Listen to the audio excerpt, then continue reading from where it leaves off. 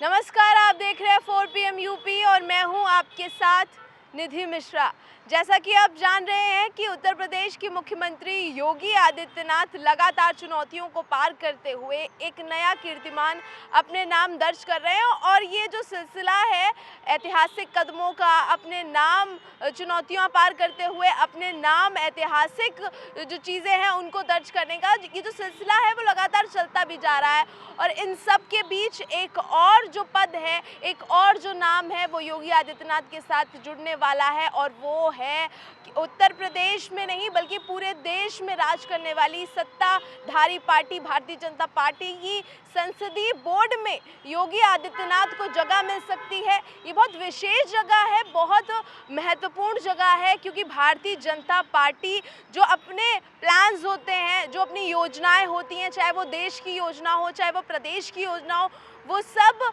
इसी टीम, यही जो संसदीय बोर्ड है यही तय करता है। अब ये संसदीय बोर्ड क्या है ये हम आपको बता दें और इसमें कितने सदस्य होते हैं ये हम आपको बता दें। तो जो संसदीय बोर्ड है ये भारतीय जनता पार्टी की स्पेशल टीम है जिसमें बड़े बड़े जो कद्दावर नेता हैं, जो दिग्गज नेता हैं, वो बैठ के अपनी योजनाएं समझाते हैं, योजनाओं पर प्लान करते हैं, डिस्कशन करते हैं, तमाम तरीके की बातचीत होती है। और इसमें कोई और नहीं बल्कि प्रधानमंत्री नरेंद्र मोदी हैं, उनके साथ साथ JP नड्डा भी मौजूद रहते हैं, उनके साथ साथ अमित शाह भी हैं,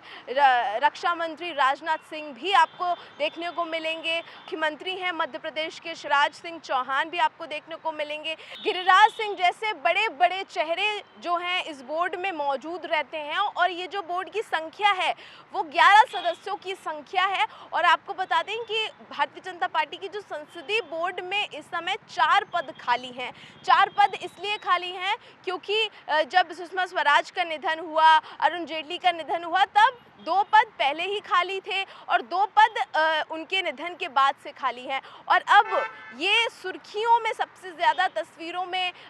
जो खबरें हैं उनमें सबसे ज़्यादा ये जो झलक देखने को मिल रही है वो सबसे ज़्यादा ये कि अब संसदीय बोर्ड की जो सदस्यता है वो बहुत जल्द योगी आदित्यनाथ को मिलने वाली, यानी कि उत्तर प्रदेश के मुख्यमंत्री योगी आदित्यनाथ का सीधा इंटरफेरेंस केंद्र जो नेतृत्व करता है, केंद्र की सरकार में हो सकता है। उसके साथ साथ मुख्यमंत्री योगी आदित्यनाथ जो केंद्र सरकार डिस्कशन करेगी, जिस तरह के नियम लाएगी, योजनाएं लाएगी, तमाम तरीके की योजनाएं लाएगी, वो भी उस पर अपनी राय दे सकते हैं, मत दे सकते हैं और एक टीम की तरह कार्य करेगी। मतलब कि उत्तर प्रदेश के जो मुख्यमंत्री हैं वो निकल चुके हैं एक बड़ा चेहरा, एक दिग्गज नेता के पथ पर। अब ये चेहरा किस प्रकार आगे बढ़ेगा, क्योंकि तमाम जो राजनीतिक पंडित हैं वो ये भी कह रहे हैं आने वाले समय में योगी आदित्यनाथ को प्रधानमंत्री पद का चेहरा भी देखा जा सकता है। ऐसे में जो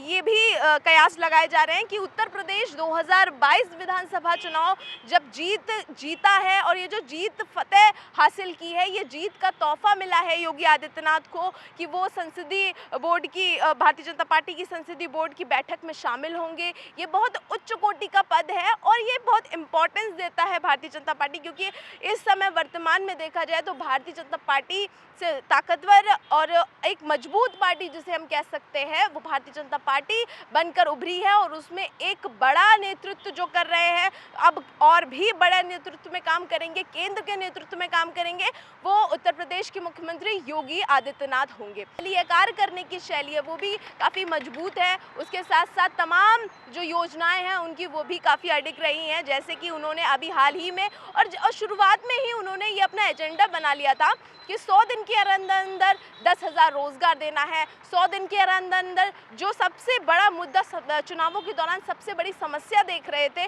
वो थे किसान, जो समस्या सबसे ज़्यादा देख रहे थे वो थे छुट्टा पशु, आवारा पशु। उसको लेकर भी उन्होंने मजबूती दिखाई है कि 100 दिन के अंदर जितने भी पशु हैं उनका भी रखरखाव करना चाहिए। ये क्योंकि 100 दिन का योगी आदित्यनाथ ने टारगेट रखा हुआ है, 100 दिन पे वो जिस तरह से कार्यशैली अपनी कर रहे हैं, आगे हो सकता है जो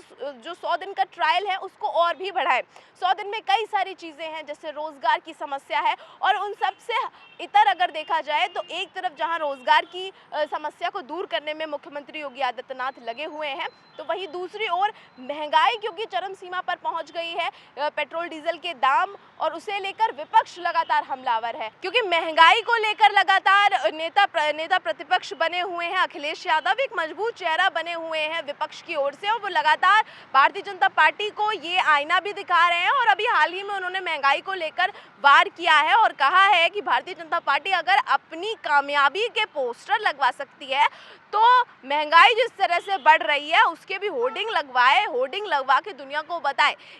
इस तरीके से, क्योंकि विधानसभा का सत्र देखने को मिला, ऐसे में बड़ी मजबूती के साथ समाजवादी पार्टी के अध्यक्ष खड़े हुए। एक तरफ जहां सत्ता पक्ष के जो मुख्यमंत्री योगी आदित्यनाथ के जितने भी विधायक थे वो सत्ता पक्ष में अगर बड़ी ही मजबूती के साथ खड़े हुए हैं, तो प्रतिपक्ष में भी एक तस्वीर सामने आई है मजबूती के साथ। लेकिन आज ये हम सुरसुराहट आपको सुना दें कि ये जो मजबूती है इसमें आजम खान को लेकर लगातार जो है सुर्खियां सामने आ रही हैं कि आजम खान हो सकता है कि समाजवादी पार्टी का साथ ना दे रहे हों। ऐसे में तमाम कयास लगाए जा रहे हैं कि हो सकता है आजम खान समाजवादी पार्टी से अलग हो जाएं। समाजवादी पार्टी पर अब आजम खान को भरोसा नहीं है अखिलेश यादव को लेकर। हालांकि उन्होंने कोई गलत बात नहीं कही है, लेकिन हाँ, निशाना साध दिया है, ये दर्शा दिया है कि अखिलेश यादव आजम खान को जेल से बाहर नहीं आने देना चाहते। ऐसे में अखिलेश यादव की कोई प्रतिक्रिया नहीं आई है, लेकिन सुनने में ये आ जा रहा है कि जो राजनीति पंडित हैं वो इस बात का भी कयास लगा रहे हैं कि आने वाले समय में हो सकता है आजम खान समाजवादी पार्टी से अलग हो जाए। लेकिन तस्वीरें बिल्कुल जुदा है। उत्तर प्रदेश की राजनीति पूरे देश की राजनीति में सबसे अलग, क्योंकि उत्तर प्रदेश में जिस तरह की राजनीति खेली जाती है वो सबसे अलग होती है, रोचक होती है, दिलचस्प होती है। उसके साथ साथ हम आपको बता दें, उत्तर प्रदेश इसलिए भी ज़रूरी है क्योंकि 2024 के चुनाव आने वाले हैं और भारतीय जनता पार्टी अभी से ही 2 साल पहले से ही 2022 से ही अपनी पूरी योजना बना चुकी है कि 2022 में उसे किस तरह से आगे बढ़ना है।